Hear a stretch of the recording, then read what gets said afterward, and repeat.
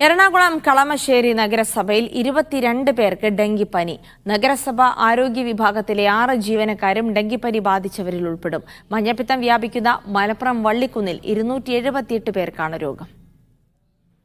കളമശ്ശേരി നഗരസഭയിലെ ഉദ്യോഗസ്ഥർ അടക്കമുള്ള 22 പേർക്കാണ് ഡെങ്കിപ്പനി സ്ഥിരീകരിച്ചത്. ഡെങ്കിപ്പനി ബാധിച്ചവരിൽ നഗരസഭയിലെ ആരോഗ്യ വിഭാഗം ഉദ്യോഗസ്ഥർ അടക്കമുള്ളവരുണ്ട്.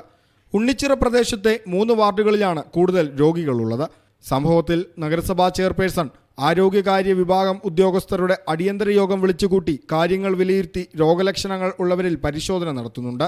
ജനങ്ങളിൽ ബോധവൽക്കരണം കാര്യക്ഷമമായി നടത്താനും ഫോഗിംഗ് ഉൾപ്പെടെ നടത്താനും നഗരസഭ തീരുമാനിച്ചു.